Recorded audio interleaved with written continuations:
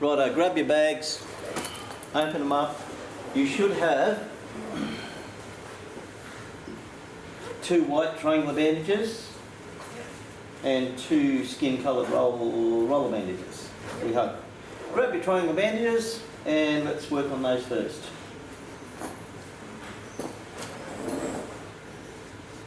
Storing and folding of triangular bandage. Now, quite obviously, that's why it's called a triangular bandage. Put it on your lap, point facing away from you. Tip to the base once. Fold it again, that's a broad bandage.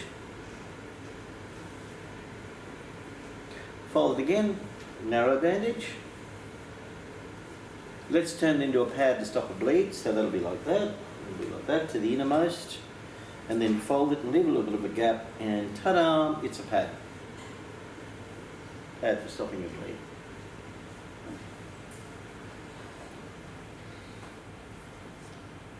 And we'll do that a second time with the second triangle bandage on your lap.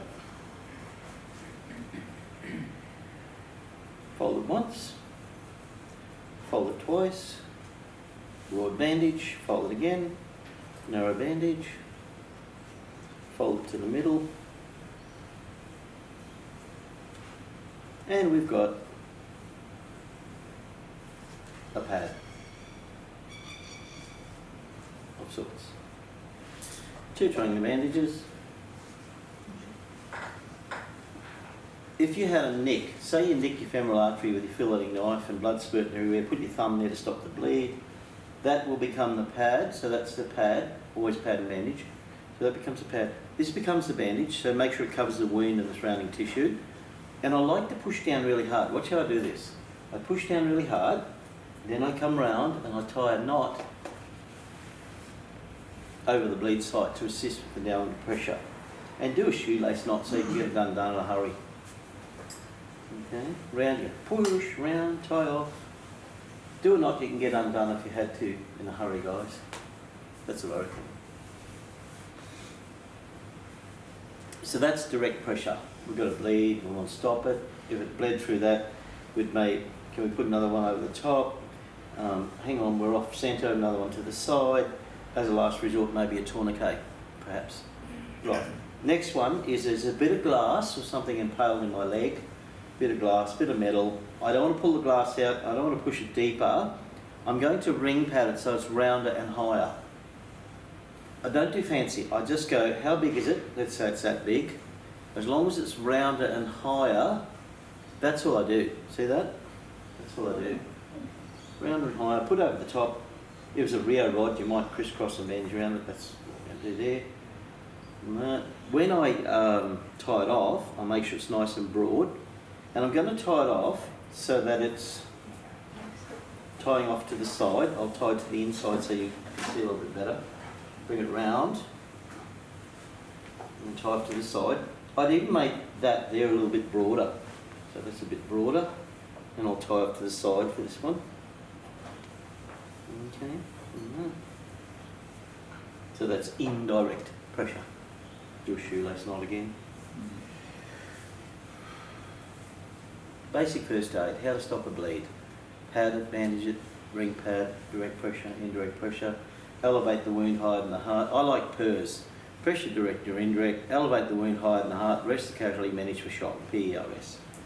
Well done. No, take that off. Roll them back up so they're nice and neat.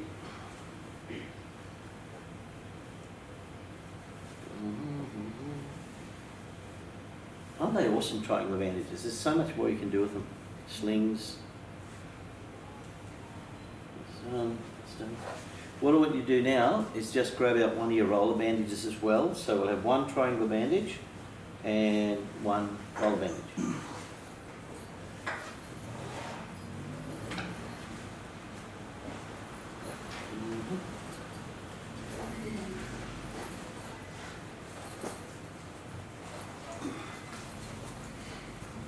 Okay, one roller, one triangular. When you're handling a roller bandage, always handle it with the head uppermost like that. So head uppermost. Wrong, right. If it's a nasty bleed, we'll put a pad on the bleed and we'll get a roller bandage, and I'm going to leave a tail. Watch what I do. I'll leave a tail for this reason. If it's a nasty bleed, I'm pulling down on the tail while I'm bandaging, and when I get to the end, I'll show you what I'll do when I get to the end. You're going to require a lot of force with a severe bleed from a femoral artery or something, brachial artery. So as I get to the end here, I'm going to then tie a knot as close as I can to the bleed side. Okay, practice that.